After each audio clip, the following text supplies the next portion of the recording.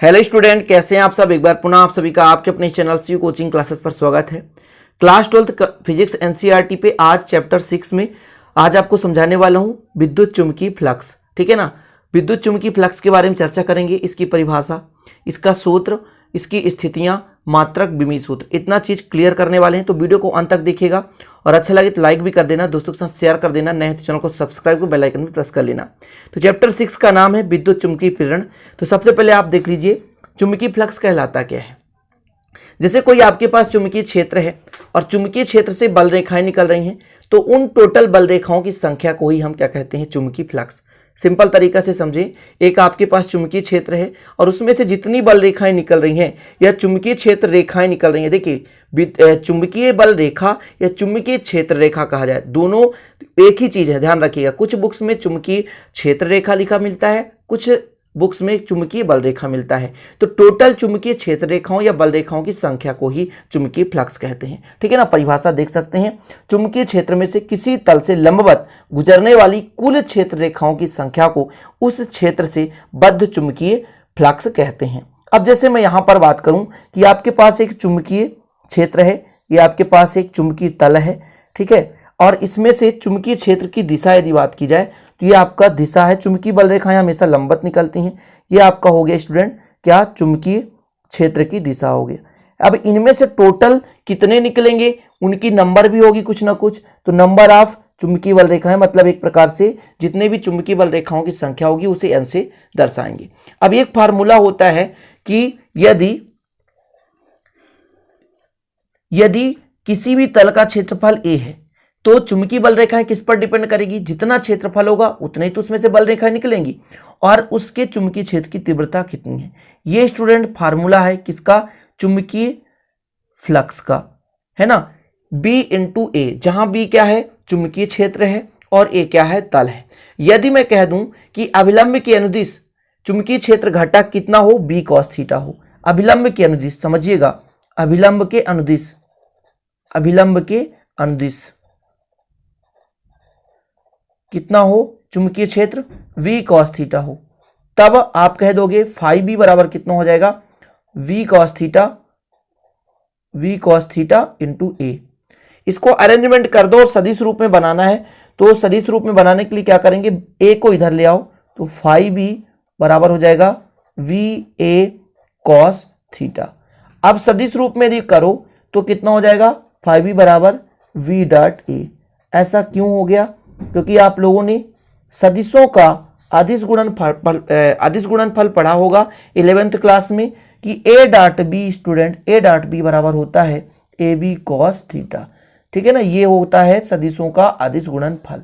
तो यहां पर ए बी कॉस थीटा दे के रखा था, तो a डॉट बी मतलब इस फॉर्मेट पे अपन ने कर दिया, b डॉट ए कर दिया, ये सदिश रूप हो गया। ये मेन रूप से आपका फार्मूला निकल आया है।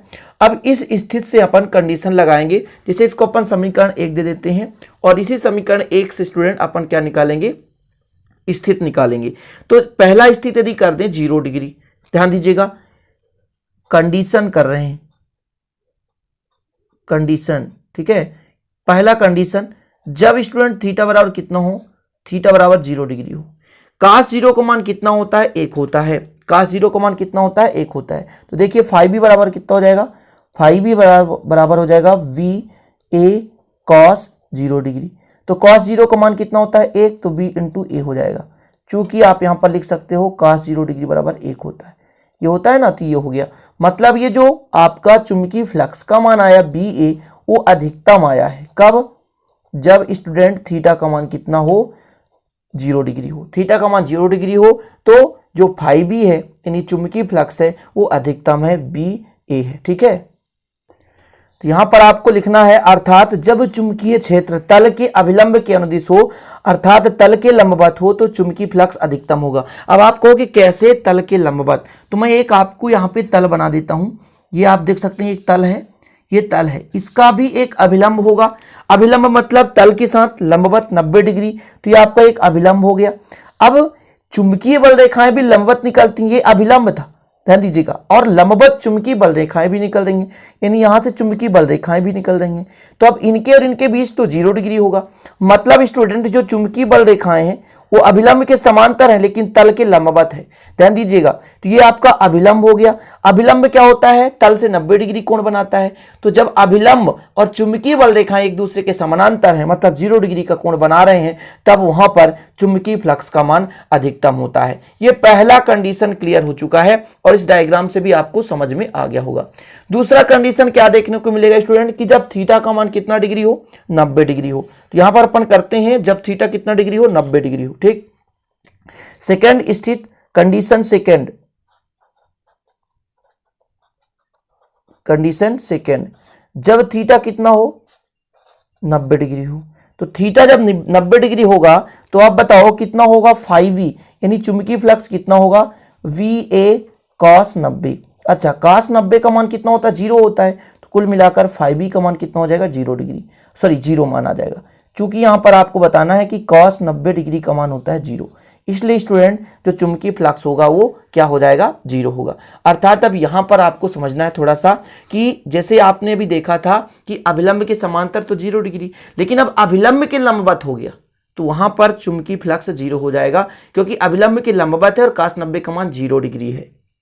तो यहां पर आप आगे लिख लेना है कि जब चुंबकीय क्षेत्र तल के अभिलंब के लंबवत हुआ, तल के, यहां पर स्टूडेंट तल के अभिलंब के लंबवत है और तल के समांतर हो, तो चुंबकीय फ्लक्स का मान 0 होगा। अब इसको आप कैसे समझोगे? अब आपको एक चीज तो पहले से पता है कि बल रेखाएं कहां निकलती हैं? तो चुंबकीय तल के लंबवत ही निकलती हैं, कभी समांतर तो हो नहीं सकती। और जब समांतर हो गया मतलब वहां पे बल रेखाएं निकल ही नहीं रही, तो 0 मतलब 0 ही आएगा मान। जैसे आपके पास एक तल हो गया, ये तल हो गया, इसका अभिलंब है, मान के चलते हैं ये। अब अभिलंब के मतलब लिख, इसलिए ये चुंबकीय क्षेत्र की दिशा इधर हो जाएगी।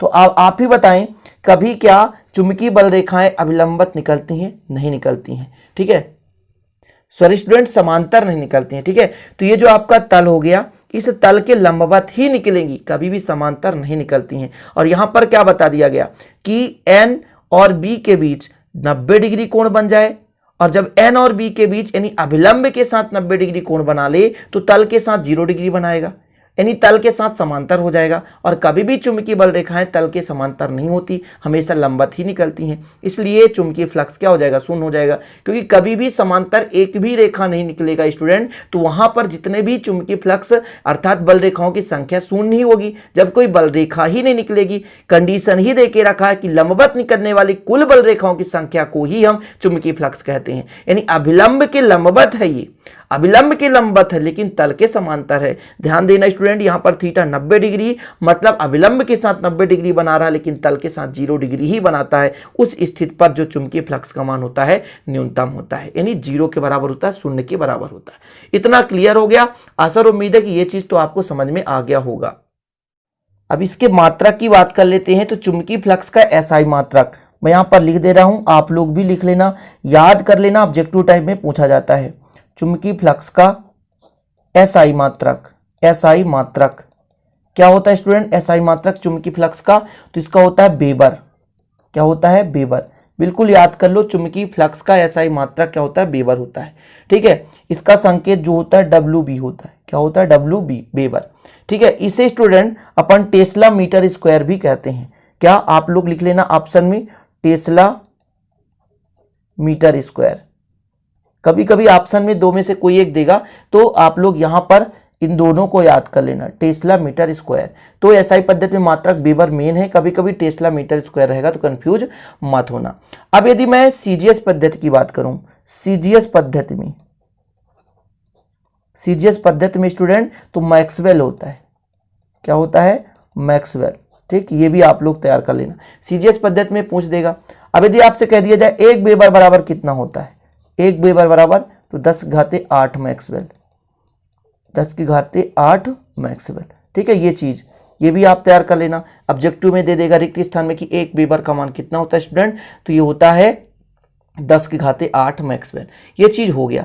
इसका आप बिमी सूत्र कैसे निकालोगे? बिमी सूत्र तो भी निकालना जरूरी है। तो बिमी सूत्र यदि आपसे नहीं बन रहा हो तो आप कमेंट कर देना। अभी मैं फिलहाल यहाँ पर बिमी सूत्र आपको लिखा दे रहा हूँ, बिमी सूत्र, क्योंकि 11th का सिलेबस स्टूडेंट बिमी सूत्र।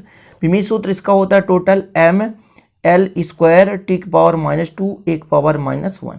ऑब्जेक्टिव टाइप में चाहे आप इसे याद कर लो, और यदि निकालते नहीं बन रहा हो तो आप कमेंट में कर देना, बता देना कि नहीं बन रहा है, तो मैं इसका निकाल के भी दिखा दूंगा कि कैसे होता है। तो ये चुंबकीय फ्लक्स का हो गया बीमी सूत्र। तो यहाँ से ऑब्जेक्टिव बन सकते हैं स्टूडेंट मात्रक से, एक तो वेबर है एसआई पद्धति में और सीजीएस पद्धति में मैक्सवेल है, और साथ में बीमी सूत्र से कभी कभी पूछा जाता है, और एक वेबर बराबर 10⁸ मैक्सवेल। तो 3 यहाँ पर आपके ऑब्जेक्टिव टाइप के क्वेश्चन यहाँ पर बन सकते हैं। तो इस प्रकार से आज का वीडियो स्टूडेंट यहीं पे समाप्त होता है, और आज का मेन टॉपिक यही था, चुंबकीय फ्लक्स किसे कहते हैं, मात्रक, बीमी सूत्र, एसआई पद्धति में, सीजीएस पद्धति में।